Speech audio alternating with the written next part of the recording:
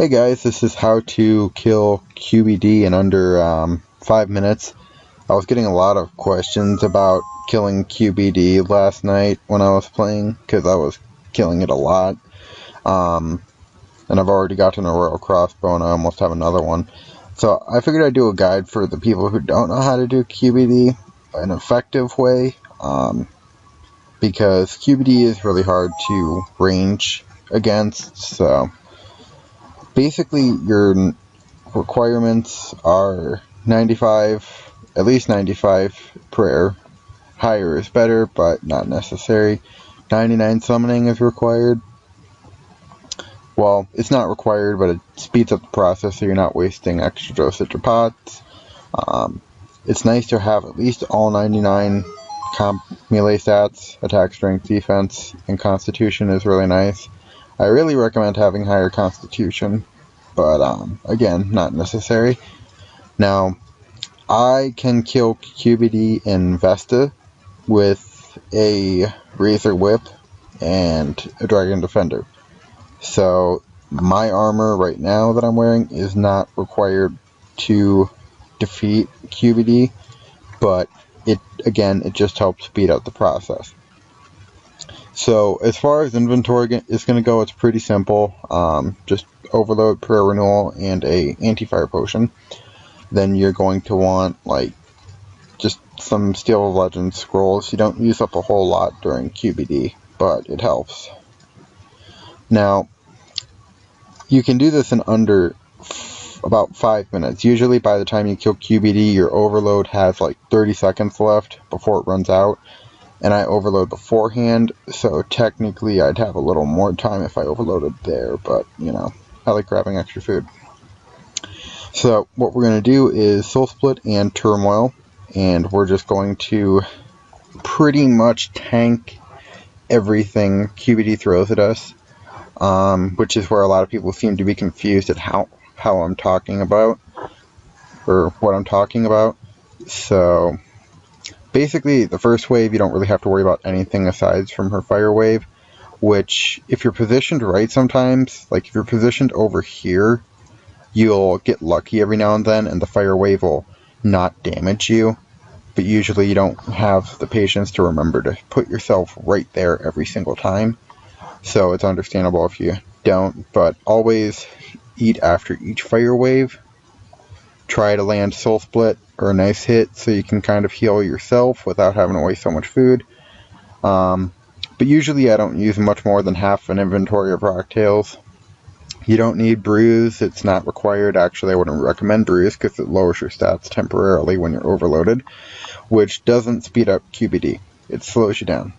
So we're going to activate this first artifact here. This is kind of a newbie QBD guide too for anyone who hasn't done QBD before. So yeah, and just for anyone wondering, the Royal Crossbow currently does not have any stats. It's only cosmetic at this point, but I would presume the stats will be getting added pretty soon in some of these future updates. So right now, it's just kind of a thing you can get. And also, if you're going to do QBD, you cannot make the crossbow yourself. You either need to ask God Shady or Cut Levin and ask them to trade the parts for the Royal Crossbow. I almost have my second crossbow already. I just need my tensioner, which I might get lucky and get this time. I probably won't, but you never know. Now, I always kill the Grotworms if you happen to get any spawned. The Grotworms are very damage dealing, and they're just more you have to tank, which you don't want to have to deal with. The only thing you want to focus on tanking is QBD herself, and sometimes the Tormented Souls when they pop up. Now, the second wave, it's the same thing. It's just an extra fire wave and one Tormented Soul, so it's not really bad.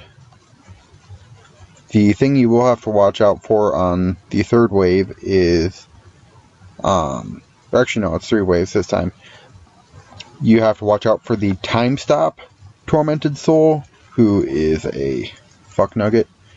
He can stop, well, basically it's self-explanatory. He stops time and you take damage and you can't heal. That's basically all there is to it. So, on this final wave, this is where QBD is going to be doing this, like, flamethrower breath thing, and it'll constantly damage you. And you have to be careful for that, because that purple ring right there will damage you for a shit ton. So you try to run it into one of them, if you can. Like, there we go. Oh, right here. There you go. That guy can stop time. If you see him in either corner, you need to kill him right away.